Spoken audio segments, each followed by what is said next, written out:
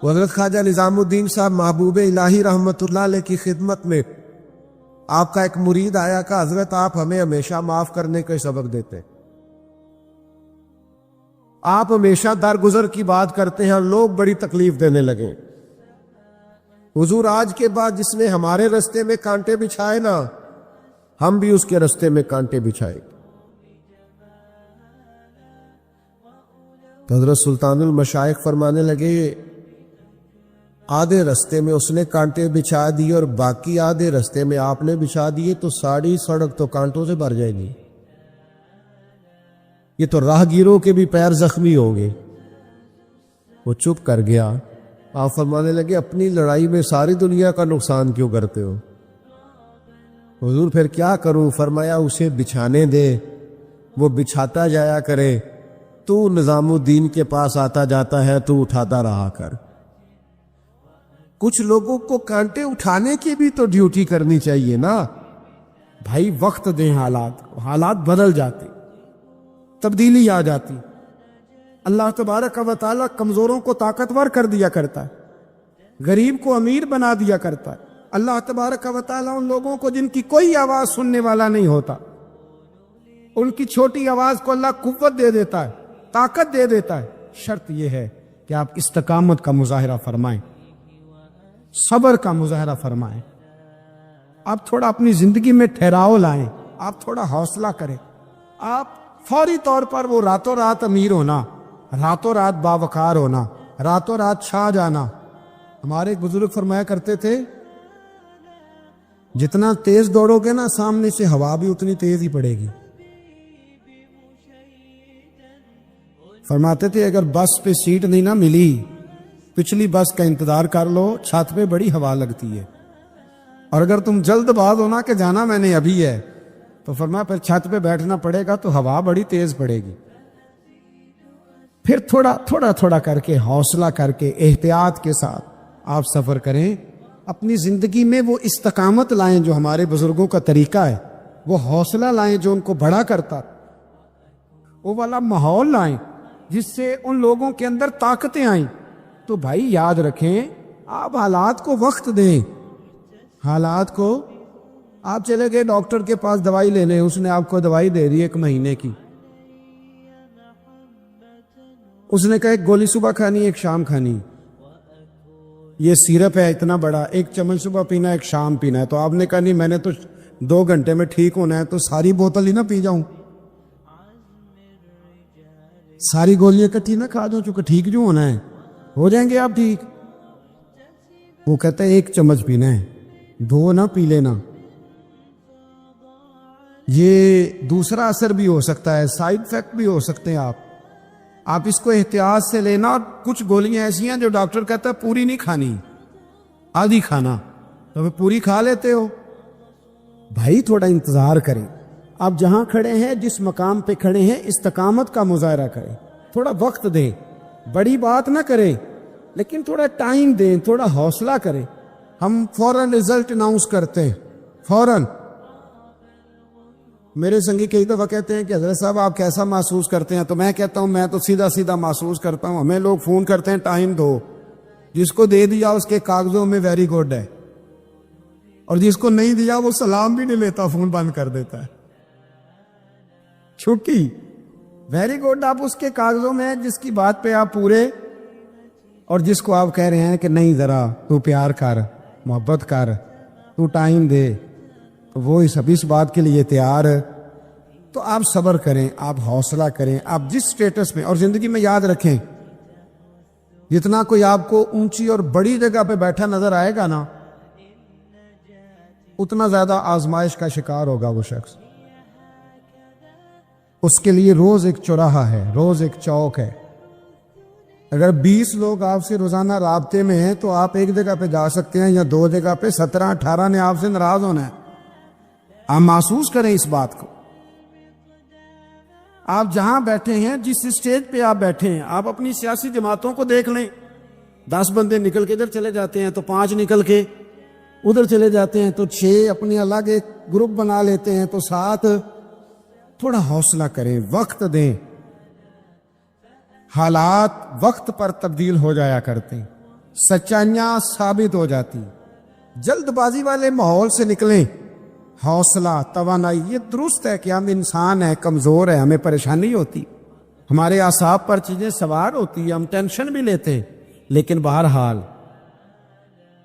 جب آپ کو آپریشن کرانا ہے تو پھر آپ کو تھوڑی دیر کے لیے آنکھیں بند رکھنی پڑیں گی. جب آپ کو ٹھیک ہونا ہے تو پھر آپ کو بیماری کو وقت دینا ہی پڑے گا، پھر آپ کو انتظار کرنا ہے. اور وقت بہت بڑا منصف ہے. او بھائی، بہت بڑے فیصلے ہو جاتے، بڑے بڑے انصاف ہو جاتے. اگرچہ وقتی طور پر فضا کچھ اور بنتی ہے، لیکن سچ ہمیشہ سچ ہوتا ہے، حق ہمیشہ حق ہوتا ہے، حق نکھر جایا کرتا. بہت سارے جھوٹ اور پراپوگنڈے کے بیچ میں سے سچ میں طاقت ہوتی ہے. وہ خود اپنی قوتیں بنا کے بیچ میں سے اڑ جایا کرتا ہے، اور اڑ کے وہ چھا جایا کرتا ہے. اس کے اندر قوت ہوتی ہے، ہمت ہوتی ہے. وقت دے، حالات ٹائم دے. آپ دیکھیں کتنی جلدی حالات بدلتے ہیں. بڑا نام ہے امام احمد بن حنبل کا، بڑا تذکرہ ہے، بڑا کچھ ہے. پتہ ہے آپ کو کہ امام احمد بن حنبل کتنا عرصہ جیل میں رہے؟ امام صاحب کو اتنے دھرے مارے جاتے تھے کہ جب آپ کا کرتا اتارا جاتا تھا تو اس سے خون نچڑ رہا ہوتا تھا. آج ہم مسند امام احمد بن حنبل اے سی والے کمرے میں بیٹھ کے پڑھتے ہیں، اور جب ہم اس کا حوالہ دے رہے ہوتے ہیں تو ہم کہہ رہے ہوتے ہیں تو پتہ میں کتنا بڑا آدمی ہوں، 14 جلدوں کی کتاب میں سے حوالہ دے رہا ہوں. اس بندے سے پوچھو جس نے لکھی ہے، اس سے پوچھو جس نے یہ کمال کیا ہے. اور اتنا بڑا آدمی اور سچا بادشاہ مار رہا ہے. ایک دن اس نے تانا بھی دیا، کہنے لگا احمد بن حنبل، مجھے بھی پتہ ہے آپ ٹھیک ہیں، اور آپ کو بھی پتہ ہے آپ ٹھیک ہیں، ظلم ہو رہا ہے، زیادتی ہو رہی ہے، پر لوگ آپ کی سپورٹ کیوں نہیں کر رہے؟ دنیا آپ کے پیچھے کیوں نہیں چل رہی؟ کوئی آپ کے ساتھ کیوں نہیں آ رہا؟ تو امام احمد بن حنبل کہنے لگے، اتنا ہی کافی نہیں کہ تم میرے اوپر ظلم کر کے بھی مجھے سچائی کہہ رہا ہے، یہ میری جیت کافی نہیں. اور فرمایا اگر تو نے رزلٹ دیکھنا ہوا نا تو تیرا اور میرا رزلٹ جنازے والے دن نکلے گا. حضرت سلطان بہو سے کسی نے کہا تھا زندگی میں بڑے مرید ہوئے، کہنے لگے نہیں، رب دا طالب کوئی نہیں ملیا، جو ملے ہے طالب زردہ ہو. آئے ہیں لوگ تویز دھاگا لینے، رب دا طالب کوئی نہ ملے گا، جو ملے ہے طالب زردہ. وہ لینے آئے تھے تویز، ہم نے بھی دے کے بھیج دیا، بات ختم ہو گئی. شاہ بقی الدین ابن مخلد کے استاد فرمانے لگے کہ بیٹا تیرا ظرف بڑا ہے اور میرا علم تھوڑا ہے، اگر تو نے صحیح طرح پڑھنا ہے تو بغداد امام احمد بن حنبل کے پاس چلا کر صحیح طرح پڑھ، پھر وہ تیری تشنگی ختم کریں گے، تیری پیاس بجھا دیں گے، چلا جا. کہتے میں کشتی میں بیٹھا آنے کے لیے، رستے میں طوفان آ گیا، کشتی کو جانا کہیں اور تھا، چلی کہیں اور گئی. ایک جزیرے پہ ہم اترے. فرماتے ہیں کہ وہاں ایسے ویسے بھی ختم ہو گئے، پتے کھا کے گزارا کرنا پڑا. بغداد کی سمت کا تعین کر کے پتہ کر کے اس طرف میں چلنے لگا پیدل. ہمارا بچہ ماشاءاللہ سے جو ابا جی سے پورے پیسے لے کے جاتا ہے نا پڑھنے کے لیے، اس کا بھی پورا پریشر ہوتا ہے ابا جی کے، آپ کو پتہ نہیں میں پڑھائی کر رہا ہوں، حالانکہ بعد میں پیسے سارے اپنے اکاؤنٹ میں جمع کراتا ہے، ابا جی کو دیتا، لیکن پریشر کریٹ کرتا ہے کہ میں تعلیم حاصل کر رہا ہوں آپ کے حکم پر، لہذا آپ میرا احسان مانیں. معاذ اللہ تھا. کہتے میں تعین کر کے بغداد کی سمت چلنے لگا، شہر بغداد دی کی یہ نشانی. کہتے میں جا رہا ہوں اس سمت، پتے بھی کھانے پڑے رستے میں. 1.5 مہینہ لگا تو میں بغداد پہنچا. اب میں نے لوگوں سے پوچھا کہ امام احمد بن حنبل کا مدرسہ کہاں؟ جب میں نے کہا نا امام احمد بن حنبل، تو ایک زمانے میں نام بجتا تھا، ڈنکا بجتا تھا، آج جیل میں.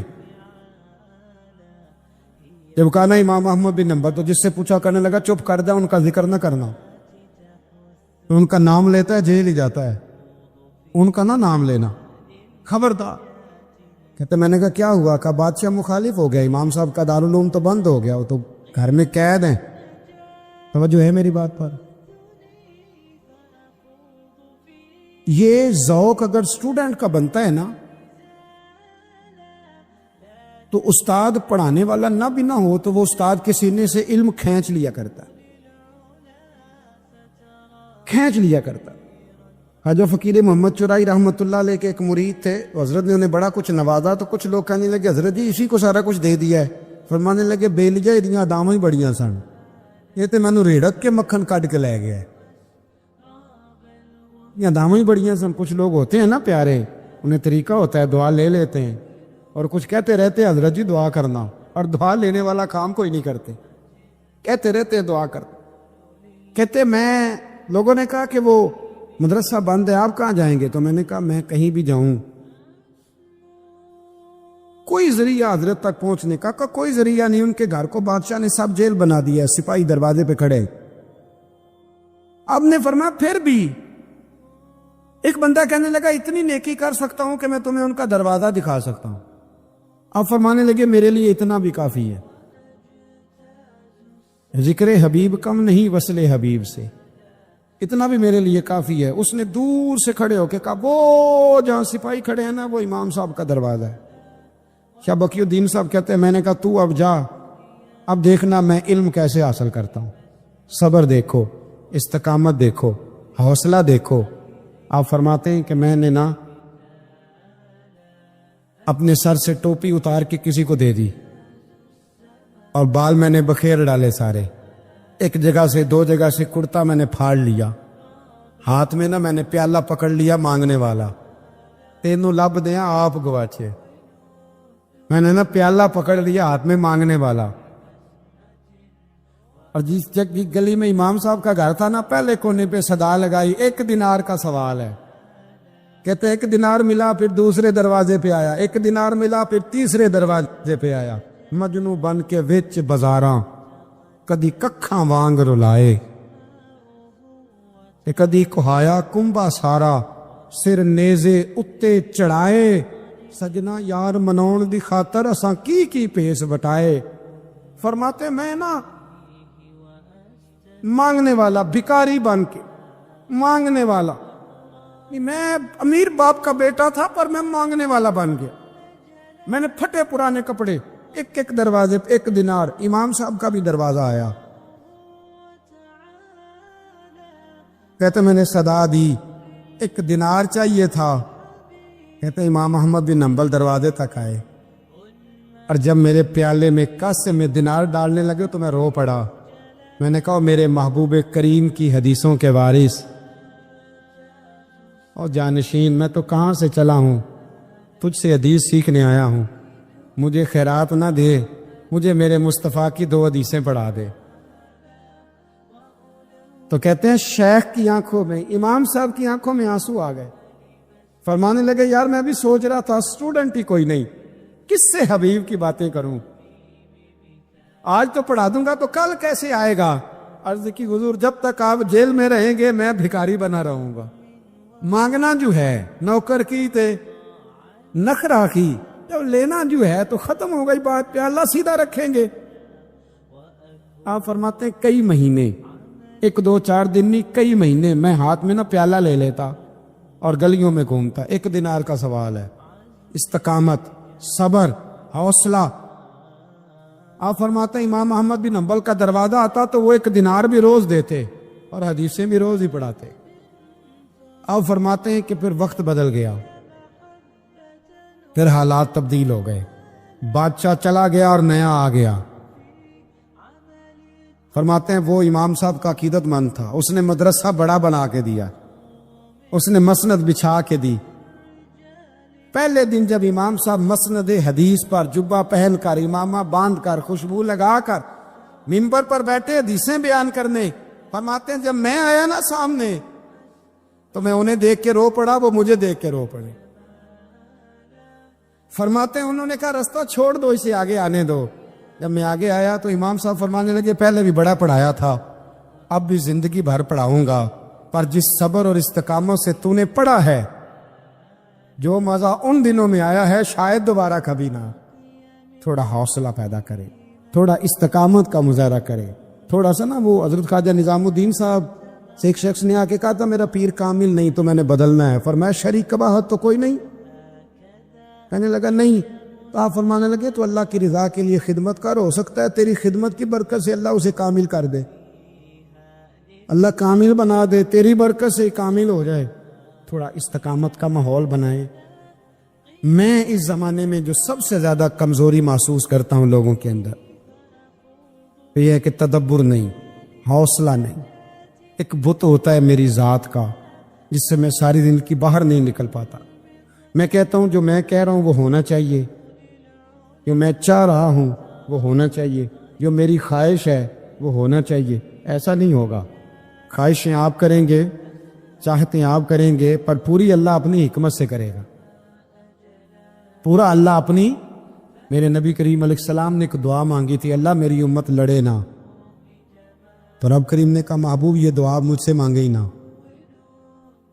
اس میں بھی اس کی حکمت ہے کہ آپ کو حق پہچاننا ہے، خدا را اللہ پہ چھوڑیں۔ ہم بڑے بے حوصلہ ہیں، ہم بڑے کمزور ہیں، ہمیں تو اللہ تعالیٰ خیر کرے۔ اب تو زمانے میں جو دعائی سب سے زیادہ بکنی چاہیے وہ وہم کی دعائی ہے، وہ سب سے زیادہ بکنی چاہیے۔ ہر چوتھا آدمی اس وہم کا شکار ہے کہ جانے کیا ہو جائے گا، کچھ بھی نہیں ہوگا، وہی ہوگا جو منظور ہے۔ آپ کو تو ماشاءاللہ یاد ہے، وہی ہوگا جو منظور ہے۔ کچھ چیزیں اللہ رسول پہ چھوڑیں، صبر کے ساتھ، استقامت کے ساتھ۔ ایک بات میں نے شروع میں کی تھی، پھر دہراتا ہوں آخر پہ، یہ سوچ لیں کہ آپ حق پہ ہیں کہ نہیں، آپ سچے ہیں کہ حضرت عبداللہ ابن زبیر امام حسین کے بعد یزیدی فوجوں کے خلاف نکلے تھے، آپ کے کچھ ساتھی شہید ہو گئے تھے اور کچھ پیچھے کی طرف چلے گئے تھے، پسپا ہو گئے تھے، حضرت عبداللہ ابن زبیر اکیلے رہ گئے تھے۔ اس وقت آپ کی والدہ حضرت اسماء بنت ابی بکر صدیق 90 سال عمر تھی اور آنکھوں سے نابینا تھی۔ فرماتے ہیں میں اپنی اماں سے مشورہ کرنے آیا، میں نے کہا اماں میرے کچھ ساتھی پیچھے چلے گئے، کچھ شہید ہو گئے، میں جہاد میں اکیلا رہ گیا ہوں، حکم کیا ہے؟ تو اماں کہنے لگی عبداللہ پہلے یہ بتا تو حق پہ ہے کہ نہیں؟ میں نے کہا اماں ہوں تو میں حق پہ، پر مجھے تیری بڑی فکر ہے، تیری 90 سال عمر ہے، یہ تو میرے جو مقابلے والے ہیں یہ تو بڑے سخت گیر لوگ ہیں، میری لاش کے ٹکڑے ٹکڑے کر دیں گے، تو برداشت کر لے گی؟ تو حضرت اسماء نے پتہ کیا دلیرانہ جواب دیا تھا کہ بیٹا بکرے کو تکلیف صرف ذبح ہوتے وقت ہوتی ہے، جب اس کی کھال اتارتے ہیں پر اسے کوئی تکلیف نہیں ہوتی، جب اس کے ٹکڑے ٹکڑے کرتے ہیں اسے کوئی تکلیف، تو کہا بیٹا حوصلے کے ساتھ رہنا۔ ہم جب کلمہ پڑھتے ہیں نا تو ہمارا حضور سے ایک معاہدہ ہو جاتا ہے کہ آپ نبی ہیں، ہم امتی ہیں، آپ آقا ہیں، ہم غلام ہیں، آپ ہمارے پیشوا ہیں، مقتدا ہیں، ہم آپ کے قدم بقدم چلنے والے۔ اب ہمیں اپنی مرضی نہیں کرنی، سنت اور شریعت کو دیکھنا۔ تو جو یہ وعدہ پورا کرے گا وہ حوض کوثر پہ آئے گا، اسے جام ملے گا۔ اور نبی کریم علیہ السلام نے فرمایا، مسند ابو یعلا میں حدیث موجود ہے، فرمایا جو مجھ سے کیے ہوئے وعدے توڑے گا وہ میری شفاعت نہیں پائے گا اور حوض کوثر پر بھی میرے پاس نہیں آ سکے، اسے وہاں آنے کی توفیق۔ یار کیا دیر ہے سنت پر عمل کرنے میں؟ مجھے بتاؤ نا، کیا مجبوری ہے ہم شریعت اور سنت کا پاس نہیں کرتے؟ مجھے بتاؤ نماز پابندی سے پڑھنے میں آخر کون سی دقت ہے؟ سچ بولنا آخر کتنا کو مشکل ہے؟ یہ حضور کی سنتیں، دل کو سینے اور بغض سے پاک رکھنا آخر کتنا کو مشکل۔ وہ میرے بھائی کے داڑھی اللہ نے مرد کو دی ہے، بی بی کو دی ہی نہیں اللہ نے۔ رب چاہتا ہے مرد کے چہرے پر دیکھنا پسند، آخر کیا دشواری؟ اس کا کوئی بوجھ ہے؟ کیا مشکل ہے؟ کیوں نہیں سمجھتے؟ کس بات کا انتظار؟ ہمارے بیچ میں کتنے لوگ اٹھ نہیں گئے، دنیا چھوڑ نہیں گئے، ہم نے بیٹھے رہنا ہے۔ تو بس سنت پر عمل کرے۔ حضور فرماتے جس نے میرے معاہدے توڑے اس نے وعدہ کیا تھا کہ غلامی کرے گا، وعدہ کیا تھا سنت پر عمل کرے گا، اس کا معاہدہ تھا کلمہ پڑھتے وقت کہ جو محبوب کہیں گے وہ میں کروں گا۔ اور پھر بعد میں اس نے مجبوریاں ڈالنی، بعد میں برادری ڈالنی، بعد میں نوکری ڈالنی، بیچ میں اللہ رسول کے بیچ نوکری کہاں سے آ گئی؟ پیسے کہاں سے آ گئے؟ اولاد کہاں سے آ گئی؟ اس کے بیچ ذاتی خواہش کہاں سے آ؟ اس کے بیچ تو کوئی اور چیز نہیں ہونا چاہیے۔ میرے بھائی سنت پر عمل کرو گے، محبوب کے طریقوں پہ اپناؤ گے تو حوض کوثر کا جام پاؤ گے۔ ہمارے ہاں نہ دوستیاں بنتی ہیں، تعلقات بنتے ہیں، پر وہ اس طرح بنتے ہیں یا مزاج ملتے ہوں یا مفادات ملتے ہوں۔ مزاج نہ ملے، مفاد نہ ملے تو ہم آپس میں دوستیاں کرنے کو تیار نہیں ہوتے۔ خدا کے بندو، اگر چاہتے ہو نا دوستی میں لذت رہے، بھائی چارے میں حسن رہے، پیر مرید کے رشتے میں ہمیشہ روحانیت برقرار رہے، استاد شاگرد کا رشتہ ہمیشہ معتبر رہے، مضبوط رہے، تو اس کا ایک ہی ہاتھ ہے، اس رشتے کی بنیاد اللہ کی رضا بناؤ۔ اس میں کوئی ذرا برابر بھی دنیاوی منفعت نہ ہو، ذرا سا بھی لالچ نہ ہو، اس کو تجارت نہ بنائے، محض اللہ کی رضا کے۔ یہ کر کے تو دیکھیں، آپ محسوس کریں گے کہ میرا وجود پھولوں کی طرح ہلکا پھلکا ہو گیا، فقط اللہ کی رضا کے۔ ہمارے ہاں تعلقات بنتے ہیں، لیکن کہہ چکا ہوں یا مزاج ملتے ہوں یا مفاد ملتے ہوں، اگر نہ ملے تو ہم تعلقات کو چلانے کو تیار نہیں ہوتے۔ میرے نبی پاک علیہ الصلوۃ والسلام نے ارشاد فرمایا، کنز الاموال میں حدیث موجود ہے، حضور فرماتے ہیں میرے حوض کوثر پر سب سے پہلے وہ لوگ آئیں گے جو ایک دوسرے سے اللہ کی رضا کے لیے محبت کرنے والے ہو۔ سب سے پہلے انہیں جام ملے گا، یہ بتانا نہ کسی کو، لیکن اپنے دل سے پوچھ لینا ہے صحیح کسی سے اللہ کی رضا کے لیے محبت؟ کوئی لالچ نہیں۔ ہمارے اسا فرمایا کرتے تھے، ہم تو کسی سے اس بات کا بھی وہ درویش تھے نا، ایک تو انہوں نے اپنے مرشد سے کہا ایک نظر ہی ڈال دیں، تو فرمانے لگے تو نے تو کہا تھا کہ تو کبھی سوال ہی نہیں کرے گا، پوری نظر کا ہی سوال کر دیا تو۔ اتنا بھی لالچ منع ہے، اتنا بھی بوجھ منع۔ جب آپ نے محض اللہ کے لیے پیار کیا تو مسکرا دے تب بھی ٹھیک ہے، ناراض ہو جائے تب بھی ٹھیک ہے، آ جائے تب بھی ٹھیک ہے، منع کر دے، وہ جس حال میں پھر رہے۔ کیونکہ ہماری محبت اس لیے نہیں کہ میری بات مانے گا تو محبت ہے، اس لیے نہیں کہ میرے ساتھ ٹھیک چلے گا تو محبت ہے، میرے طرف آئے جائے، محبت تو اللہ کی رضا کے لیے۔ تو جب اللہ کے لیے محبت ہے تو پھر اس میں ذرا سا بھی کہیں کوئی شائبہ اپنی مرضی کا نہیں ہونا چاہیے۔ فرمایا تو محض اللہ کے لیے اگر کسی سے محبت کرتا ہے تو سب سے پہلے کوثر کا جام، تو سب پیچھے تعریف سن لی یہ ساری کوثر دی۔ فرمایا پہلا جام ان کو ملے گا جو کسی سے پیار کریں گے تو محض اللہ کی رضا کے لیے کریں، یہ کریں، یہ نہیں ہے تو بنائیں۔ یہ اگر گنجائش ابھی تک سینے میں نہیں ہے تو یہ پورا باب ہے بخاری مسلم میں۔ کسی سے محبت کرنی ہے تو اللہ کے لیے، کسی سے نفرت کرنی ہے تو اللہ کے لیے، اپنی ذات کا بیچ میں سے سارا معاملہ ختم کر دے۔ امام حسن روایت کرتے، مسند احمد میں موجود ہے، نبی پاک نے فرمایا جو میری اولاد سے بغض رکھے، پڑھے جتنی مرضی نمازیں، کرے ہر سال حج، صدقات و خیرات اتنا دے کہ شرق و غرب میں لوگ اس کو سخاوت کی مثال مانے، لیکن امام حسن فرماتے ہیں کریم نے فرمایا جو میری اولاد سے بغض رکھے گا وہ میرے حوض کوثر پہ نہیں آئے گا۔ مجھے آپ کا نہیں پتا، مجھے تو وہ بندہ اچھا نہیں لگتا جو میرے بچوں سے نفرت کرے۔ آپ کو بھی اس کا اندازہ ہوگا۔ ہماری مائیں کہا کرتی تھی میرے بچیاں نے سر تے کدے ہاتھ نہیں رکھیا، مینوں کیویں چنگے لگ سکتے؟ وہ بھائی نہیں اچھا لگتا وہ شخص۔ اولاد رسول کا پیار، عظمت آل نبی کہیں بھول نہ جانا لوگو، وہ دیکھنا غیر کی باتوں میں نہ آنا لو۔ اس دور کے جھگڑے، خطیبوں کی خطابت، مناظرین کے مناظرے، لوگوں کی جنگیں، بحثیں، الجھاؤ، ان میں نہ پڑنا۔ بس جہاں اولاد رسول کی بات آئے، وہ اصلاں نال جے نیکی کریے اور نسلاں تاک نہیں بھول دے محبوب کی اولاد کی نوکری کرنا، خدمت کرنا، غلامی کرنا، ڈیوٹی کرنا، اس کو بھول نہ جانا۔ حسن پاک ہوں، حسین پاک ہوں، چاروں شہزادیاں ہوں، ان کی اولادیں ہوں، سیدنا امام زین العابدین، امام جعفر صادق، امام باقر، حضور کی نسل کا ہر صحیح العقیدہ شخص اس کا اکرام کر۔ اعلیٰ حضرت فرماتے ہیں جب تک اس کی گمراہی کفر تک نہ پہنچ جائے اس کی تکریم کرو۔ یہ حضور کی اولاد ہے، تیری نسل پاک میں ہے بچہ بچہ نور کا، تو ہے عین نور تیرا سب گھرانہ نور کا۔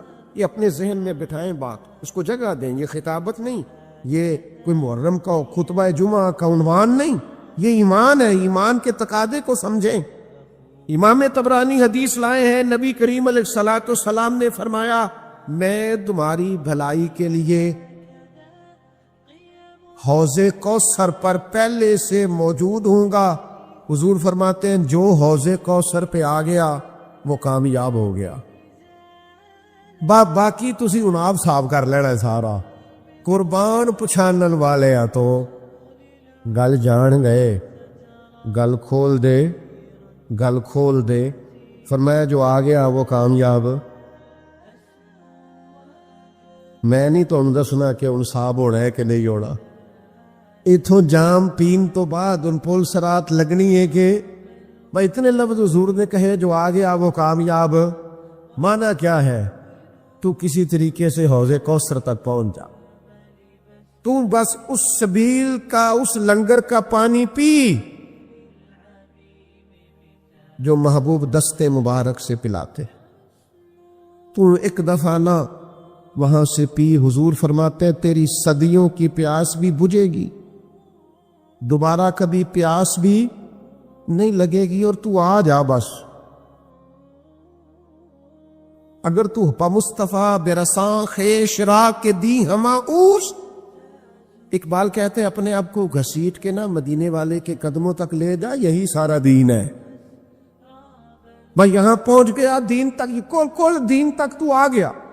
فرماتے ہیں تو حوض کوثر تک آ جانا اور پھر جام پی لینا اور پھر تو کامیاب ہے۔ مجھے لگتا ہے کہ وہ جام پینے سے انرجی اتنی آئے گی، حافظہ اتنا مضبوط ہوگا کہ سوالوں کے جواب بھی آ جائیں گے۔ رضا پل سے وجد کرتے گزریے کہ ہے رب سلیم صدائے محمد صلی اللہ علیہ۔ اور پھر جب رستے میں ہوتے ہوئے محبوب سے کوئی جام پی کے آیا اور ادھر سے جام پی کے وہ رب کے حضور حاضر ہوا، تو پھر اساں جی ہاں گناہیاں دا جدوں اعمال نامہ فرول ہوئے، ذرے ذرے نے سامنے آ جانا ہے، جو جو منہ تھی بولیا بول ہوئے، اساں اتھے کول حضور دے بیٹھ رہنا ہے۔ پئی لکھ عمل ترکڑی تول ہوئے، پھر او دے کولوں کی رب نے حساب لینا جیڑا بیٹھا ہی محمد دے کول ہو۔ اب ادھر سے جام پی کے آ رہے ہیں، کریم نے اپنے دستے مبارک سے دیا ہے۔ مجھے بتاؤ نا، جو مہمان ہو اور جس کے میزبان رسول رحمت ہو، حضور میزبانی کر کے بھیجے تو کیا رب کی بارگاہ میں پھر حساب کتاب ہونا ہے؟ مہمانوں کا تو اعزاز ہوگا، یوم نحشر المتقین الی الرحمن وفدا۔ تو یہ جام کوثر ہے جو محبوب کے دستے مبارک سے صبح قیامت اللہ تعالیٰ سب کو جام کوثر عطا فرما، سب کے ماں باپ کو عطا فرما، بہن بھائیوں کو عطا فرما، بیوی بچوں کو عطا فرما، پڑوسیوں کو عطا فرما، سنگیوں کو عطا فرمائے، پیر بھائیوں کو عطا فرمائے، استادوں کو عطا کرے، مرشد کو عطا کرے، شاگردوں کو عطا کرے۔ وہ کریم ہے نا، مہربانی بڑے ہیں۔ یہ کوئی عام جام ہے جو ختم ہو جائے گا؟ وہاں سے کل کائنات بھی پیے گی تو انشاءاللہ پیتی ہی رہے گی، وہ پیتی رہے گی۔ 2 کلو کھجوریں دی تھی نا حضرت ابو ہریرہ کو، فرمایا کھولنا نہ بکھاتے رہنا۔ فرماتے جناب عثمان غنی کا دور آ گیا، کو 20 سال تک کھائی ہیں، ختم ہی نہیں ہوئی۔ وہ تو ایک دن کھول بیٹھے. شرط جو تھی وہ انسان کی فطرت ہے نا, اسے کہا جائے ساری جنت سے کھاؤ بس درخت کے قریب نہ جانا. اتنی بڑی جنت چھوڑ کے پھر انسان چلا ہی جاتا ہے. تو دیکھ بیٹھے جامع کوثر کی شانیں تو آپ سن ہی چکے ہیں نا. اللہ کے حبیب نے ہمیں بتایا کون کون آئے گا اور کون کون. تو یہ ساری آج ابھی سے ہی تشریحات سن نہ لے بھلا کون جا سکے گا اور کون نہیں جا سکے گا. وہاں جانے کے لیے اعمال کرنے ہیں, وہاں جانے کے لیے آج تیاری کرنی ہے, ٹکٹیں وقت میں بک کرنی ہے. وہاں کے لیے ابھی سے آپ نے اپنے آپ کو ذہناً اور عملاً تیار کرنا ہے. یہ حدیث بھی سنیے, صحیح ابن حبان میں موجود ہے. اللہ کے پیارے حبیب صلی اللہ تعالی علیہ وسلم نے فرمایا, اور کس انداز میں فرمایا. حضور نے فرمایا میری بات سنو اور یاد رکھنا. تو صحابہ فرماتے ہم ہمہ تنگوش ہو گئے, حضور خاموش ہو گئے. تھوڑی دیر کے بعد پھر فرمایا میری بات سنو اور یاد رکھنا. یہ کہہ کہ حضور خاموش ہو گئے, ہم ہمہ تنگوش ہوتا. کریم آپ تو اشارتاً کوئی بات کر دیں تو کمال ہو جاتی, اور آپ نے ایک دفعہ نہیں 3 دفعہ فرمایا. تیسری دفعہ فرمایا سنو اور یاد رکھنا. 3 دفعہ محبوب نے تاکید کی, توجہ دلائی. پھر اگلے جملے ارشاد فرمائے. حضور علیہ الصلوۃ والسلام فرمانے لگے سنو میرے بعد ظالم حکمران آئیں گے. فرمایا تم نہ ان کے جھوٹ کی تصدیق کرنا اور نہ ان کے ظلم میں ان کی معاملت کرنا. ان کے جھوٹی باتوں میں ان کی تصدیق نہ کرنا. میں فلانی پارٹی کا ممبر ہوں تو جو مرضی وہ پارٹی کہے میں ہر صورت ان کے ساتھ. جھوٹ کا ساتھ نہ دینا اور ظلم پر ان کی معاونت نہ کرنا. اللہ کے حبیب صلی اللہ علیہ وسلم فرماتے جس نے ان کے جھوٹ میں ان کی تصدیق کی اور ان کے ظلم پر ان کی معاونت کی وہ میرے حوض کوثر پہ نہیں آئے گا. یہاں آنے کی اسے اجازت, اپنے معاملات زندگی کو مرتب کرے. یہ آپ کو ابھی سے تیاری دیکھو نا, یہ کہ ایسا نہ ہو کہ حضور کی دست مبارک سے جامع کوثر پینے کے راستے میں رکاوٹ بن جائے. حضرت عمر کے زمانے میں نا ایک نوجوان تھا, نیک تھا, مسجد جایا کرتا تھا رات کو. تو مسجد جا رہا تھا تو رستے میں ایک عورت نے دعوت گناہ دی. ابن عساکر نے اس کو لکھا ہے. تو نوجوان تھا, خواہشات تھی, کچھ طبیعت مائل ہو گئی. ابھی ادھر جا ہی رہا تھا کہ کسی نے آیت پڑھ دی والی من خاف مقام ربی جنتان, جو رب کے سامنے کھڑے ہونے سے ڈرے گا اللہ 2 جنتیں دے گا. واقعی ڈر گیا, وہ واقعی ڈر گیا. اتنا ڈرا کہ بے ہوش ہو کے گر پڑا. بیماری سے لوگ بے ہوش ہوتے ہیں, پیسے ڈوب گئے بے ہوش ہوتے ہیں, بچے کے غم میں بے ہوش ہوتے ہیں. سچ بتاؤ کبھی خوف خدا سے بھی بے ہوش ہوتا کوئی دیکھا ہے؟ ہمارے ہاں تو روز مرہ ہی نہیں ہے بھائی, اور بڑی باتیں ہیں بے ہوش ہونے کی, ڈرنے کی, غش کھانے کی. بے ہوش ہو کے گر پڑا. بوڑھے باپ کو کسی نے بتایا بچہ بے ہوش پڑا ہے, اٹھا کے گھر لائے. گھر لا کے کہا بیٹا کیا ہوا؟ نوجوان ہے, چڑھتی جوانی ہے, پر پاکیزہ بڑی ہے. کہنے لگا ابا جی گناہ کی طرف چلا گیا تھا, پر میں نے آیت سن لی جو اللہ کے سامنے کھڑے ہونے سے ڈرے گا رب 2 جنتیں دے گا. میں ڈر گیا تھا, رب واقعی 2 جنتیں دے گا. باپ رو پڑے. ابا جی کی آنکھوں میں آنسو آئے اور کہا پتر اللہ بڑا مہربان ہے, اس کے وعدے سچے ہیں, واقعی 2 جنتیں دے گا. اس میں پھر ایک چیخ ماری اور اس طرح کی ماری کہ اس کی روح ہی پرواز کر گئی. روح ہی پرواز کر. کشتگان خنجر تسلیم را, عشق کی خنجر سے قتل ہو گئے لوگ. صبح حضرت عمر کو پتہ چلا کہ انہوں نے تو رات جنازہ بھی پڑھ دیا, تدفین بھی کر دی. جناب عمر فرمانے لگے اتنا نیک نوجوان خوف خدا سے دنیا سے چلا گیا. مجھے کیوں نہیں بلایا، میں جنازہ پڑھتا؟ فاروق اعظم فرما رہے ہیں میرا شوق تھا میں اس کا جنازہ پڑھتا۔ حضور آپ کو تکلیف نہیں دی، فرمایا بتاؤ قبر کہاں ہے؟ تے کامل پیر انہاں دے باہو قبر جنہ دی جیوے۔ حضرت فاروق اعظم قبر پہ تشریف لے گئے اور کھڑے ہو کے فرمانے لگے نوجوان مجھے امید ہے میرے رب نے تجھے 2 جنتیں دی ہوں گی۔ ابن عساکر کھول کے دیکھو تاریخ بغداد میں کیا لکھا ہے۔ حضرت سیدنا فاروق نے فرمایا امید ہے 2 جنتیں دی ہوں گی، قبر کے اندر سے بولا کامل پیرو نہ دے باہو قبر جنا دی جیوے، قبر کے اندر سے بولا۔ کہنے لگا حضور امید والی بات نہیں، رب کے وعدے سچے ہیں، اس نے واقعی مجھے 2 جنتیں عطا فرمائی، 2 جنتیں دی ہیں، میں نے اپنے مالک کو راضی پائے۔ جب انسان راضی بالرضا رہنے لگتا ہے نا، پھر وہ ہر روز نماز پڑھ کے تکلیف نہیں اسے ہوتی، پھر روز درود شریف پڑھ کے وہ یہ نہیں کہتا کہ چلو 2-4 چھٹیاں بھی کر لو، پھر روزانہ تلاوت کر کے اسے کہیں دقت محسوس نہیں ہوتی، چونکہ اب وہ چاہتا ہے کہ جس حال میں میرا رب رسول مجھے رکھیں گے، جو حکم دیں گے، میں نے اس سے کوئی تنگی محسوس نہیں کرنی، میں نے اس کے مطابق چلنا۔ اور قرآن مجید نے ایک نیا انداز اختیار کیا سورہ مائدہ کے اندر، اس کی آیت نمبر 119 ہے۔ اللہ کریم نے فرمایا رضی اللہ عنہم ورضوا عنہ، صحابہ کی بات ہو رہی ہے، فرمایا وہ اللہ سے راضی ہے اور اللہ ان سے راضی ہے۔ حضرت سیدنا موسیٰ علیہ السلام نے عرض کی کوہ طور پہ جا کے مولا میری قوم پوچھتی ہے کہ کوئی ایسا کام بتا جو ہم کریں تو ہم سے راضی ہو جائے۔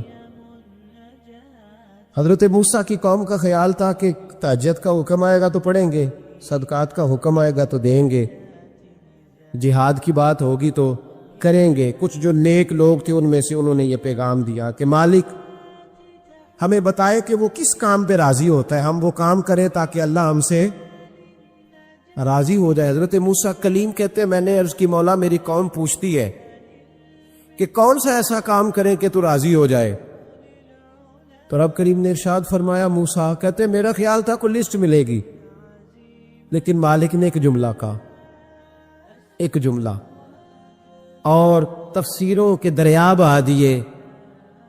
عرش کے مالک نے فرمایا موسیٰ ان سے کہو جا کے کہ وہ مجھ سے راضی ہو جائے، میں ان سے راضی ہو جاؤں گا، مجھ سے راضی ہو جائے۔ بندے اللہ سے راضی یہ نہیں راضی ہوتے۔ امام غزالی سے کسی نے پوچھا تھا، امام غزالی سے، کہ حضور اللہ کا بندے سے راضی ہونا کمال ہے یا بندے کا اللہ سے راضی ہونا کمال ہے؟ تو امام غزالی مسکرائے، فرمانے لگے رب تو بڑا ہی مہربان ہے، وہ تو بڑی جلدی راضی ہو جاتا ہے، وہ تو مسجد میں آ کے توبہ کرے تو اللہ راضی، کسی یتیم کے سر پہ ہاتھ پھیرو تو اللہ راضی، وہ تو کسی اندھے کو رستہ دکھایا تو اللہ راضی ہو گیا، وہ تو طوائف نے کتے کو پانی پلایا تو اللہ۔ امام صاحب فرمانے لگے یہ بندہ ہے جو اللہ سے راضی نہیں ہوتا، جس کے پاس اولاد نہیں وہ کہتا ہے چلو ایک بیٹی مل جائے تو میں راضی ہوں، بیٹی مل گئی تو کہتا اب ایک بیٹا بھی ملے تو پھر راضی ہوں، پھر کہتا ہے یہ دونوں اچھی تعلیم حاصل کر لے تو پھر میں راضی ہوں، پھر کہتا ہے یہ بہت زیادہ پیسے کمائے تو پھر میں راضی ہوں۔ بہرحال راضی ہوتا، لیکن جو راضی ہو جاتا ہے نا، اللہ اکبر، جو اللہ سے راضی سکھی بڑا رہتا ہے، سکون میں بڑا رہتا ہے، مطمئن بڑا رہتا ہے، جو سمجھ لیتا ہے نا کہ جو میرے رب نے بہتر سمجھا وہ میرے اللہ نے مجھے۔ میں کبھی کبھی سوچتا ہوں کہ یار حضرت بلال حبشی نے کوئی عہدہ نہیں مانگا ساری زندگی، انہوں نے نہیں کہا مجھے بھی ایک صوبے کا گورنر بناؤ میری بھی خدمات ہے، مجھے بھی وزیر خزانہ بناؤ میرا بھی کچھ بنتا ہے، ایک دفعہ نہیں کہا سیدنا بلال حبشی رضی اللہ تعالیٰ عنہ نے کہ میری بھی کوئی ڈیوٹی ایسی ہونی چاہیے کہ مجھے چلو سپہ سالار ہی بنا دیا جائے۔ ساری زندگی مسجد میں جھاڑو دیا تو اسی پہ راضی رہے، ساری زندگی محبوب کے مہمانوں کا لنگر پکایا تو اسی پہ راضی رہے، ساری زندگی میرے محبوب علیہ السلام کے بچوں کی نوکری کی تو اسی پہ راضی رہے، راضی بالرضا رہے۔ حدیث پاک سنیے، نبی پاک علیہ السلام نے ایک دن صحابہ سے پوچھا کہ تم کیا سمجھتے ہو اپنے دل کو جب پوچھتے ہو، دل پہ توجہ کرتے ہو تو کیا جانتے ہو؟ تو شہباز کرنے لگے یا رسول اللہ جب ہم اپنے دل پہ توجہ کرتے ہیں تو ہم سمجھتے ہیں کہ اللہ نے ہمیں ایمان عطا فرمایا ہے۔ تو حضور نے فرمایا تمہارے ایمان کی دلیل کیا ہے؟ ایمان کی کوئی دلیل بھی تو ہوتی ہے نا۔ ہمارے زمانے میں تو کوئی دلیل نہیں، نماز نہیں پڑھتا پھر بھی میں مسلمان ہوں، روزہ نہیں رکھتا پھر بھی مسلمان، جھوٹ صبح سے شام تک، کہتا خبردار کسی نے مجھے ذرا بھی بات کی سب سے بڑا مسلمان میں ہی ہوں، بددیانتی، دھوکہ، فریب، فرار، لیکن خبردار کسی نے کوئی بات کی سب سے بڑا مفتی میں ہی ہوں۔ جرم سارے پائے جاتے ہیں۔ دلیل کیا ہے بھائی؟ اگر کسی دیکھیں نا، اگر درخت ہے تو دلیل یہ ہے کہ پھل بھی ہے، شاخیں بھی ہیں، لیکن تو صاحب ایمان ہے تو دلیل کیا ہے؟ تو نبی پاک صلی اللہ علیہ وسلم نے صحابہ سے پوچھا کہ تم ایماندار ہو تو دلیل دو۔ تو بڑے خوبصورت تھے میرے محبوب کے تیار کردہ لوگ، عرض کرنے لگے یا رسول اللہ ایمان کی دلیل یہ ہے کہ اگر اللہ ہمیں نعمت دیتا ہے تو ہم شکر ادا کرتے ہیں، اگر کبھی مصیبت آتی ہے تو ہم صبر کرتے ہیں، اور یا رسول اللہ ہم اپنے رب کے ہر فیصلے پر راضی رہتے ہیں، ہم اپنے اللہ کے ہر فیصلے پر۔ اب حضور نے رزلٹ کا اعلان کیا تو میرے محبوب فرمانے لگے پھر سنو میں گواہی دیتا ہوں واقعی اللہ نے تمہیں دولت ایمان عطا فرمائی ہوئی، پھر واقعی اللہ نے تمہیں دولت ہے، اگر تم اپنے رب پر راضی ہو، اگر تم راضی ہو اس کام پر جس پہ اللہ نے تمہیں رکھا ہوا ہے، اگر تمہیں کسی کو دیکھ کر تکلیف نہیں ہوتی، اگر تم نہ حسد میں جلتے ہو، نہ بغض میں، نہ کینے میں، نہ تکبر میں، نہ احساس کمتری کا شکار ہوتے، اگر تم راضی رہتے ہو کہ میرے مالک نے بہترین زندگی مجھے دی، پھر اس کا مطلب یہ ہے کہ تم صاحب ایمان ہو۔ ہمارے زمانے میں لوگوں کی وہ تکلیفیں، صبر نہیں ہے، سکون نہیں ہے، بے چینی سی ہے، بے قراری سی ہے، معاشرے میں ایک عجیب سی ہلچل ہے۔ ہر آدمی سمجھتا ہے کہ وہ سامنے والا جو شخص ہے نا وہ بڑا سکھی ہے اور میں بڑی تکلیف میں ہوں۔ میں رات اپنے پیر بھائیوں کو سمجھا رہا تھا، میں کہہ رہا تھا یاد رکھنا اس آدمی کا عہدہ بڑا ہوتا ہے نا، اس کا زخم بھی بڑا گہرا ہوتا ہے، اس کا زخم بھی بڑا۔ ہاں وہ کسی شاعر نے، شعر اردو کا ہے اور تھوڑا وقی تھا شاعر بھی، تو بات بھی اس کی تھوڑی وقی ہے، چلیں آپ سیانے لوگ ہیں آپ کی سمجھ میں آ ہی جائے گی۔ اس نے کہا تھا کہ ہجوم غم میں بھی توہین نے ضبط غم نہ ہوئی، ہجوم غم میں بھی توہین نے ضبط غم نہ ہوئی، ہم اس احتیاط سے روئے کہ آنکھ نم نہ ہوئی۔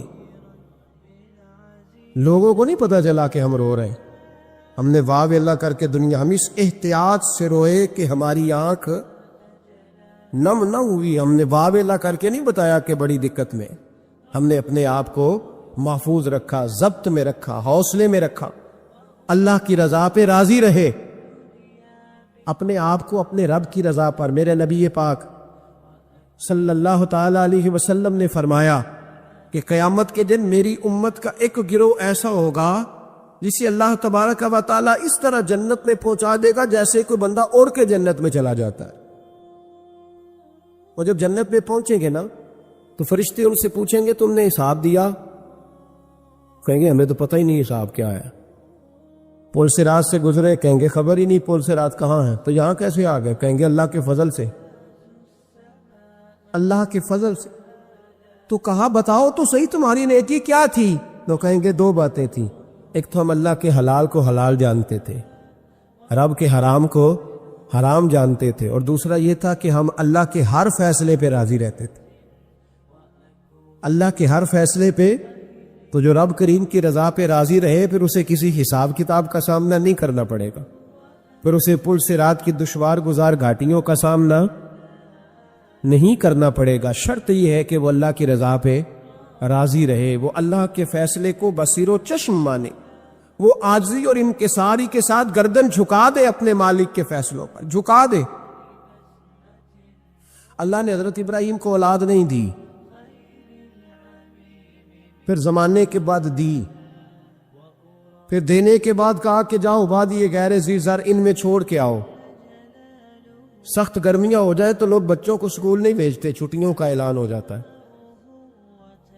لیکن حضرت ابراہیم چھوڑ آئے بچہ، اور بچہ ایک تو بچہ اللہ تعالیٰ روٹین میں دیتا ہے تو اس کی قدر و منزلت اور ہوتی ہے، اور ایک بندہ بڑی دعاؤں التجاؤں خواہشات کے بعد لیتا ہے، اس کی قدر و منزلت وہ بچہ جو بڑی دعاؤں کے بعد لیا، کا چھوڑا ہو، کوئی کھانا نہیں، پانی نہیں، دانا نہیں، حضرت ابراہیم چھوڑ آئے، 13 سال اکٹھے رہنے کی اجازت نہ ملی، اور جب اجازت ملی تو کہا اب چھری اٹھاؤ اور بیٹے کی گردن پہ چلا دو۔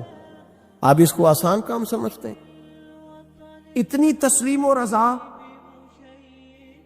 ہر فیصلے پہ راضی ہونا، ہر فیصلے پہ۔ یہاں ہمارا حال یہ ہے کہ 2 منٹ کے لیے تکلیف آتی ہے تو لوگ واہ ویلا کرتے، شور بچاتے، کفر بولتے۔ ہر آدمی آپ اس کو ٹٹول کے دیکھیں تو کہتا ہے سب سے تکلیف میں ہی ہوں۔ کس سولی پہ لٹکے ہوئے ہم؟ آخر کون سا معاشرے کا ایسا دکھ ہے جو صرف ہمارے پاس ہی آ گیا؟ ہر آدمی کہتا ہے مجھے نہ چھیڑنا، سب سے زیادہ غمگین میں ہی ہوں۔ بھائی بتا تو صحیح نا کہ آخر کون سی ایسی چیز ہے جو مالک نے تجھے عطا نہیں فرمائی؟ لیکن ہماری آزمائشیں ہیں، ہمارے جملے ہیں، ہماری گفتگو ہے کہ ان سے شکوہ چھلکتا، ان سے شکایتیں ٹوٹ ٹوٹ کے نیچے گرتی ہیں۔ ہم یہ سوچتے ہی نہیں کہ ہمیں نہیں پتا ہمارے حق میں بہتر کیا ہے، ہمارے رب کو پتا ہے کہ ہمارے حق میں بہتر کیا ہے۔ اس لیے لوگ شکایت نہیں کرتے تھے، آج ہر بات پر شکایت ہے، ہر بات پر لوگ شکوہ کرتے ہیں، اور ہر بات پر لوگ اللہ تبارک و تعالیٰ کی بارگاہ ناز کے نافرمان بنتے ہیں۔ اور پھر سوال کیا، یا اللہ تو راضی ہو جا، یا اللہ تو۔ اور اللہ کیا فرماتے ہیں موسیٰ اپنی قوم سے کہو یہ مجھ سے راضی ہو جائے، میں بھی ان سے راضی ہو جاؤں گا۔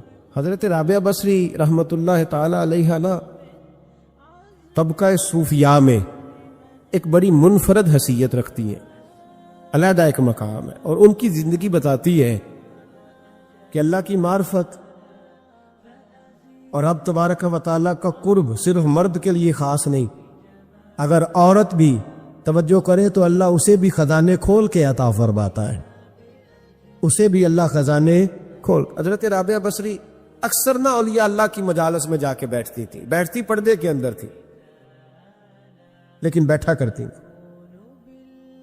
جو لوگ اس رستے کے مسافر ہوتے ہیں وہ بات کو سمجھتے ہیں کہ یہ گہرا معاملہ ہوتا ہے، کسی جگہ سے کوئی ایسی چیز ملتی ہے جس کو فوری طور پر طبیعت اور نفس قبول نہیں کرتا، لیکن جو صوفیاء ہوتے ہیں نا، سالکین طریقت، معرفت کے رستے کے مسافر، وہ چونکہ مسافر ہوتے ہیں تو انہیں جو بندہ بھی منزل کا رستہ بتاتا ہے وہ اس کی بات غور سے سنتے ہیں، اعتراضات نہیں کرتے، شکوے نہیں کرتے، بن کے نہیں بیٹھ جاتے۔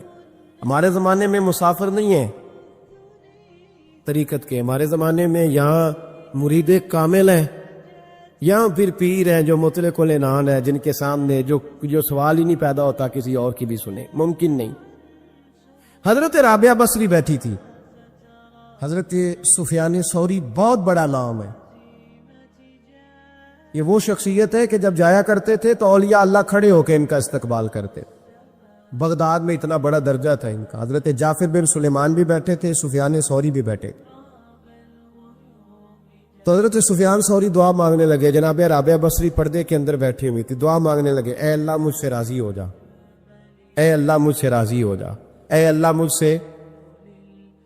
دیر تک دعا مانگتے رہے تو بی بی صاحبہ، مائی صاحبہ اندر سے بول پڑی ناراض ہو کے، کہنے لگی بس کر سفیان، کیا دعا مانگ رہا ہے تو، کب سے میں سن رہی ہوں، بس کر۔ کیا ہوا، تو کیوں ناراض ہوتی ہے؟ فرمانے لگی سفیان تو نے ایک بار بھی کہا میں نے برداشت کیا، دوسری بار بھی کہا، بتائیے دعا ٹھیک ہے کہ نہیں ان کی؟ اے اللہ تو مجھ سے راضی ہو جا۔ اس دعا پہ ناراض ہوگی مائی صاحبہ، کہنے لگی تو نے ایک بار بھی مانگی تو میں چپ رہی، دوسری بار بھی مانگی تو اب تو چپ ہی نہیں کر رہا، بس کر۔ تو حضرت سفیان کہنے لگے چل میری اصلاح کر دے۔ تو مائی صاحبہ کہنے لگی تو یہ تو کہہ رہا ہے یا اللہ راضی ہو جا، یا اللہ راضی ہو جا، پہلے تو بتا تو اللہ سے راضی ہے؟ پہلے اپنے نفس پر نظر ڈالنا، تو راضی ہے؟ روز نہیں مانگتا کہ 2 کروڑ چاہیے، 6 کروڑ چاہیے، انسان کا نفس روز نہیں کہتا بڑی گاڑی چاہیے، روز نہیں کہتا میرے بھی ٹھاٹ باٹ ہو، میں بھی بڑی گاڑی میں کھڑے ہو کے لوگوں کو ہاتھ لہرا کے لیڈر بنوں، روز نہیں کہتا میرا بھی بڑا نام ہو۔ پہلے بتا نا تو راضی ہے؟ حضرت سفیان ثوری نے جب بات سنی تو جھگڑا نہیں کیا، بلکہ اللہ اکبر کہا اور چیخ مار کے رونے لگے، کہنے لگے رابعہ تو سچ کہتی ہے، ابھی تو میں اس منظر تک نہیں پہنچا کہ میں رب سے راضی ہو جاؤں تو میں اسے راضی کرنے چلا ہوں، تو سچ کہتی ہے۔ قریب ہی حضرت جعفر بن سلیمان بیٹھے تھے، وہ بی بی رابعہ کے پاس گئے، کہنے لگے مائی صاحبہ مجھے تو بتا دیں آخر بندہ اللہ سے راضی ہوتا کب ہے، یہ منزل شروع کب ہوتی ہے؟ تو آپ فرمانے لگے اس وقت کہ بندے کا جو حال نعمت ملنے پہ ہوتا ہے نا، جب وہی حال اس کا مصیبت آنے پہ ہو تو پھر سمجھو وہ اپنے رب سے راضی ہو گیا، پھر وہ اپنے رب سے، یہاں لوگ راضی نہیں ہیں، نہ شریعت کے حکم پر راضی ہیں معاذ اللہ، نہ دین کے آنے پر راضی ہیں۔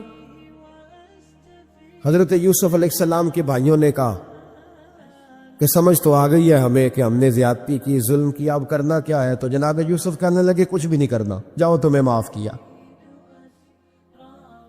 معافی مل گئی۔ انہوں نے کہا کہ ہمیں تو معافی مل گئی، تو ابا جی تو رو رو کے ان کی بصارت کم ہو گئی آنکھوں کی۔ ماں بڑا پیار کرتی ہے، پر بیٹے سے جو باپ پیار کرتا ہے اس کا بھی اندازہ کوئی نہیں کر سکتا، کوئی نہیں کر سکتا۔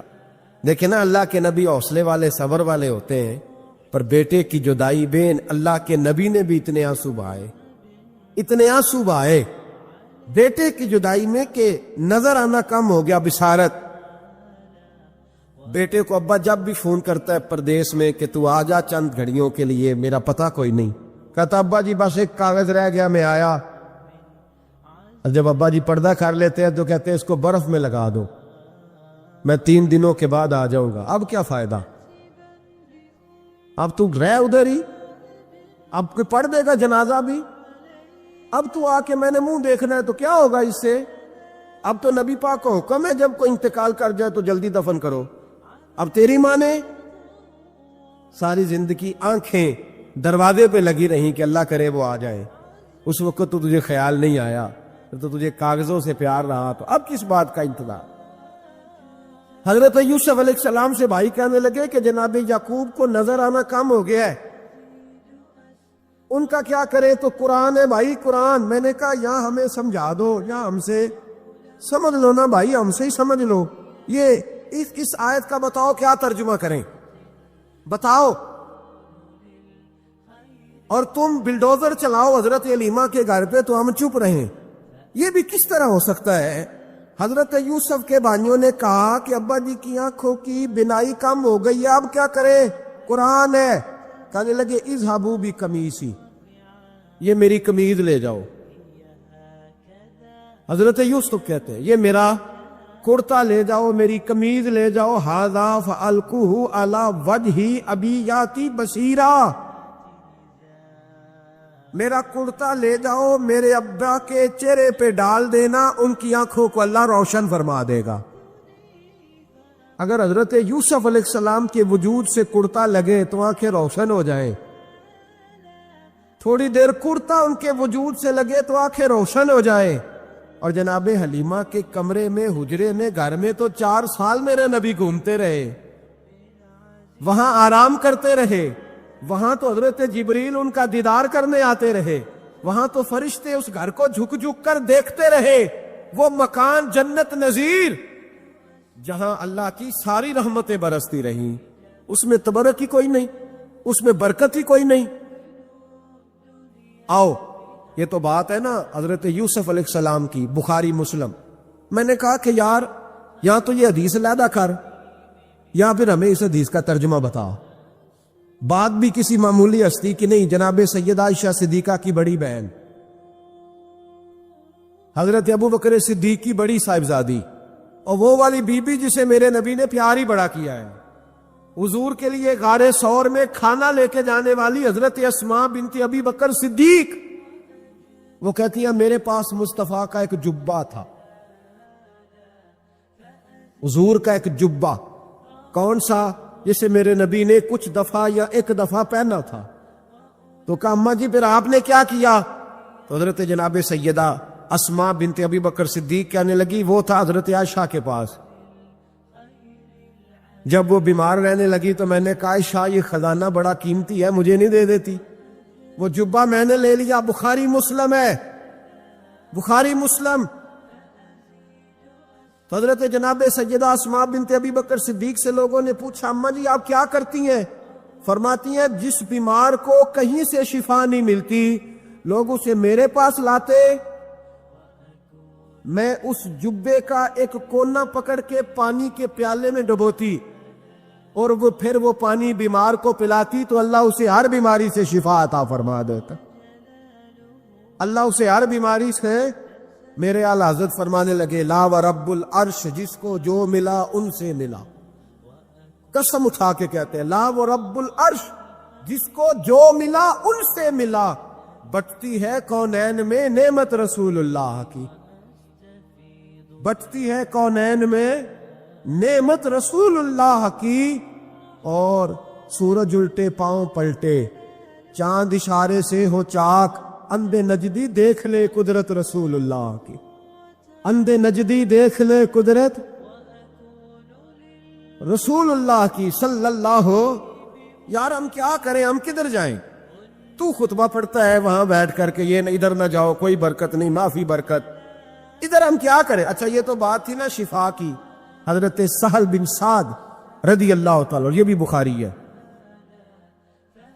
حضرت سہل بن سعد کہتے ایک بی بی حضور کی بارگاہ میں آئی، اس نے آ کے حضور کی خدمت عالی مرتبت میں عرض کی حضور میں جب بھی آتی ہوں کرتا یہی پہنا ہوتا ہے آپ نے،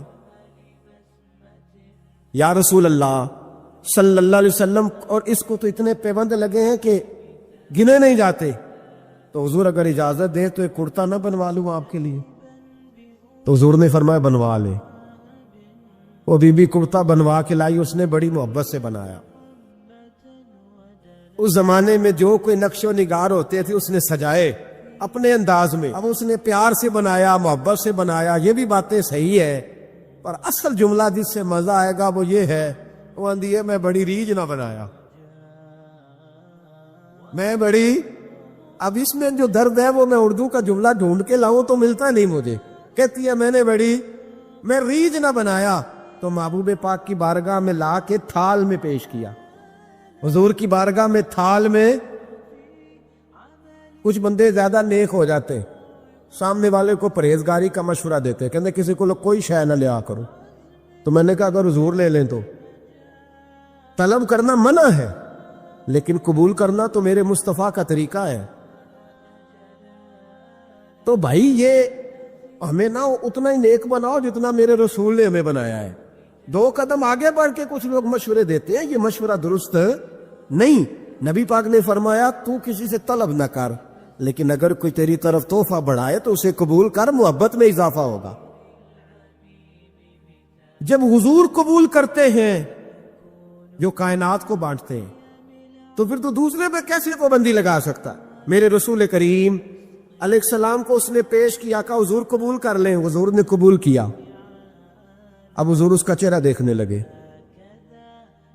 مسکرا کے فرمایا تیرا دل کرتا ہوگا میں پہن کے بھی دکھاؤں، بے خبر ہو جو غلاموں سے وہ آقا کیا ہے، تیرا دل کر رہا ہوگا پہن کے دکھاؤں؟ تو کہا حضور دل یہی کرتا ہے، میں ٹھہر میں پہن کے آیا، قربان جائیں کیا اندازے۔ اچھا یہ سب کا نصیب بھی نہیں، یہ تبرک لینا، برکت لینا، لے کے آنا، یہ سب کا نصیب۔ آدم چشتی کئی دفعہ بڑی بڑی بات کر جایا کرتے تھے، کہنے لگے ایسا کوئی محبوب کہیں ہوگا نہ کہیں ہے، بیٹھا ہے چٹائی پہ مگر عرش نشیں ہے، اور کہنے لگے ایسے ہی لوگ کہتے ہیں میں مدینے نہیں گیا، میں حاضری نہیں دیتا، میں درود نہیں پڑھتا، کہنے لگے ہر ایک کو میسر کہاں اس در کی غلامی، ہر ایک کو میسر کہاں اس در کی غلامی، اس در کا تو دربان بھی جبریل امی ہے، ہر ایک کو میسر کہاں؟ بھائی تو ایسا ہی کہہ رہا میں گیا نہیں، ہر ایک کو میسر کہاں اس در کی غلامی، اس در کا تو دربان بھی۔ ایک جگہ کہنے لگے تمہارے رخسار کی تجلی تجلی نور سرمدی ہے، یہ مہر و ماں کی ضیاء نہیں ہے، تمہارے چہرے کی روشنی ہے، وہ جلوائے ذات ذات حق سے جو سب سے پہلے جدا ہوا تھا، وہی بنا کشور رسالت، یہ چار سو جس کی روشنی ہے، جو ہم بشر ہیں تو وہ بشر کیوں، جو وہ بشر ہے تو ہم بشر کیوں، یہ راز ہے ایک، اسے وہ سمجھے جسے حقیقت سے آشنی، جسے حقیقت سے آگہی ہے۔ اور پھر اعظم چشتی کہنے لگے زمانہ حیران کہ ایک بشر لامقام پہ پہنچا تو کیسے پہنچا، زمانہ حیران ایک بشر لامقام پہ پہنچا تو کیسے پہنچا، میں محو حیرت ہوں کہ عرش کی جان زمین پہ کس طرح رہ رہی ہے، میں محو حیرت ہوں کہ عرش کی جان زمین پہ کیسے رہ رہی ہے۔ تو بھائی نبی کریم علیہ السلام نے کہا تو ٹھہر میں پہن کے آیا، حضور اندر تشریف لے گئے، تھوڑی دیر کے بعد پہن کے آئے۔ اس خاتون کو اتنی خوشی ہوئی کہ اس کی آنکھوں میں آنسو ہی آ گئے، کہنے لگی دیکھو میرا نصیب، میں بنا کے لائی ہوں، مصطفیٰ نے قبول فرمایا۔ بڑی راضی ہوئی، چلی گئی۔ حضرت سہل بن سعد کہتے ہیں قریب ایک صحابی کھڑے تھے، اور شارحین نے لکھا ہے معمولی آدمی نہیں، حضرت عبد الرحمن ابن عوف تھے، صحابہ میں سب سے امیر آدمی۔ اللہ اکبر، ذرا لطف دیکھیے گا۔ کہتے ہیں وہ قریب کھڑے تھے، جب حضور نے پہنا نا تو تعریفیں کرنے لگے، کہنے لگے سوڑیاں کمال ہی ہو گئی ہے، محبوب کیا بات ہے، حضور اس کے بنانے کی محبت کی بھی کیا ہی بات ہے، پر جو اللہ نے رنگ روپ آپ کو عطا فرمایا اس کی بھی کیا ہی بات ہے۔ یا رسول اللہ اتنا پیارا لگ رہا ہے، اتنا پیارا۔ جب کوئی زیادہ تعریف کری نا تو تعریف کرنے والوں کی بھی اپنی اپنی نیتیں ہوتی ہے نا۔ جب زیادہ ہی تعریف کی تو حضور نے فرمایا تجھے پسند آ گیا دے دو، اور پسند آ گیا تجھے۔ کچھ بندے سیانے ہوندے انہوں نے پتا ہوتا ہے جو مرضی پہ آ کے دھیان ہی نہیں کرتا، اور جنہ مرضی تعریف کرو وہ کہتے تو لگا رہو مینوں پتا تو کی پیار ہے، تو کہا پسند آ گیا ہے یا رسول اللہ بڑا، تو فرمایا چاہیے، کہ حضور مہربانی ہو جائے تو کیا ہی بات ہے۔ سرکار اندر گئے، وہ پرانا کرتا دوبارہ پہنا، اور میرے رسول پاک علیہ السلام نے اس کرتے کو اتارا، بخاری پڑھ رہا ہو، اور نبی پاک نے لا کے دیا، فرمایا چل یار وہ بھی راضی ہو گئی ہے تو بھی راضی ہو جا، چل دونوں ہی راضی ہو جائیں، وہ بھی راضی ہو کے گئی تو بھی راضی ہو کے جا۔ اس کو دیا، حضور چلے گئے۔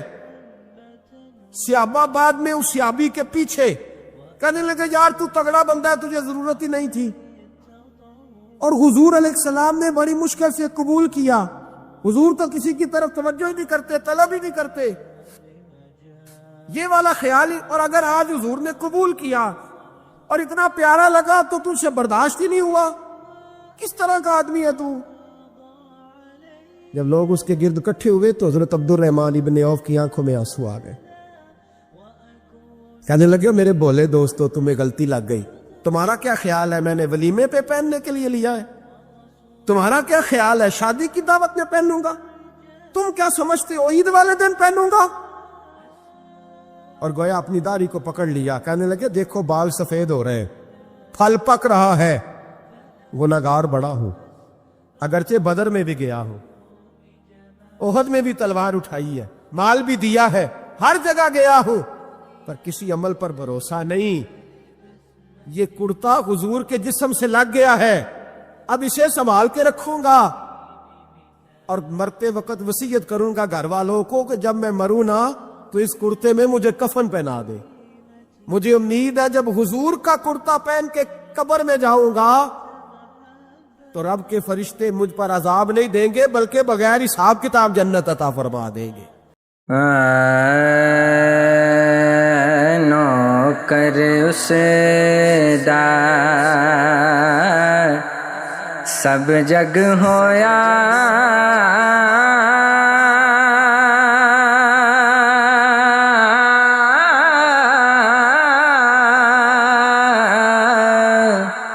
او سلطان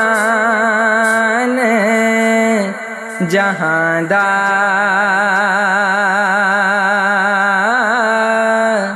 نوری بدن مبارک اسے دا سرور شاہ شاہاں دا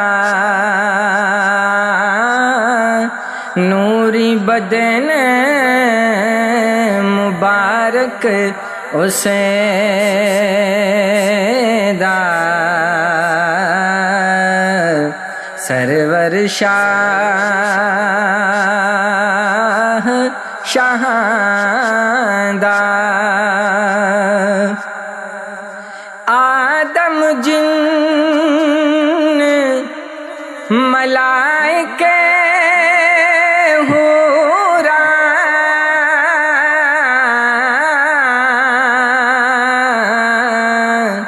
سب تو پھیل اونا دی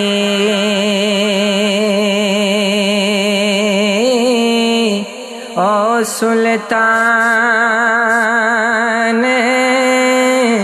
نبیاں دا ہویا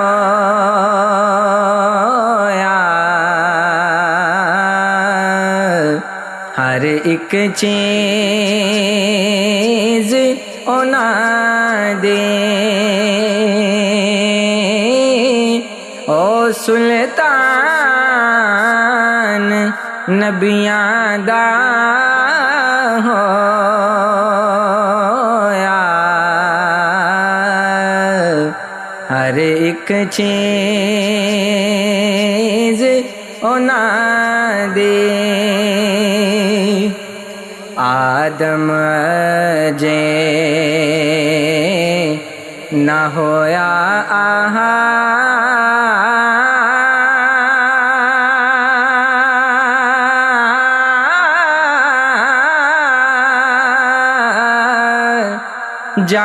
جہاں اسے نبی کہایا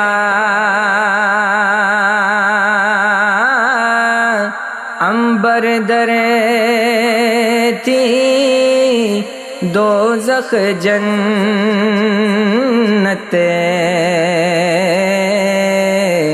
خاطر اسے دی پایا عنبر درتی دوزخ جنت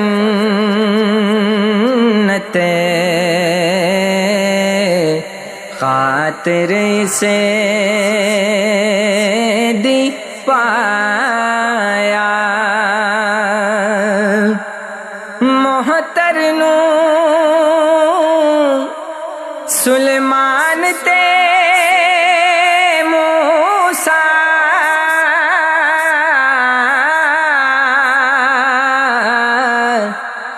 جنڈا اس دا چاندے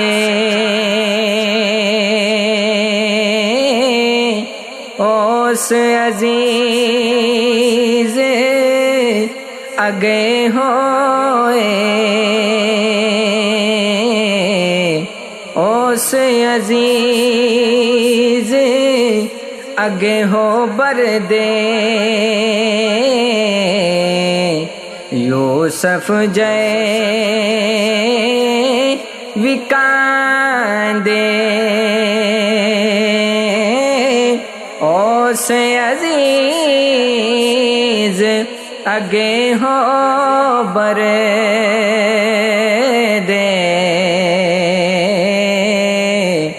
یوسف جے وکاندے سب صفاتاں تھی صفت وڈیری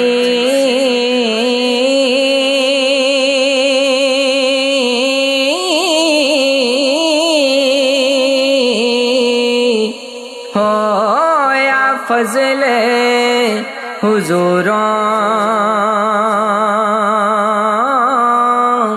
کھلی صفت مبارک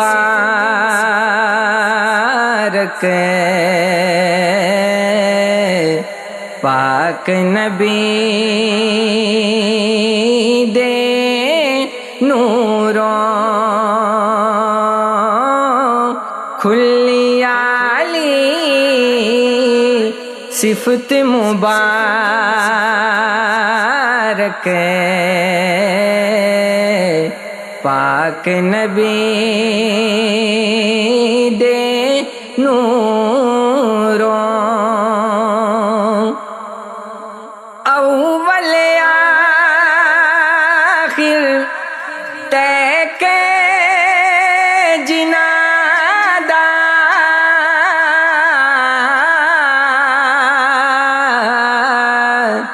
شان نہ تھیندا ایہا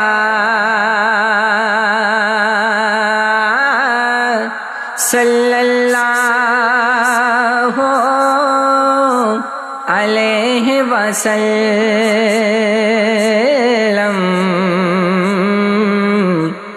دہن حبیب اجے صلی اللہ علیہ وسلم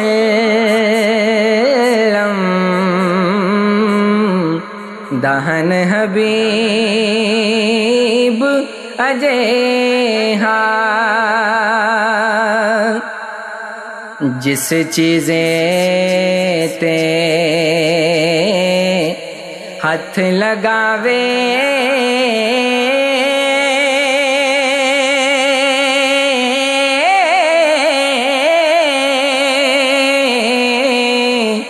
خیر تے برکت پاوے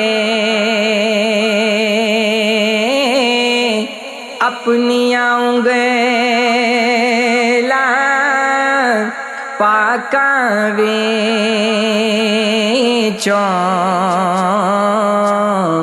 تسیاں جل پلاوے اپنی انگلیاں پاکاں وچوں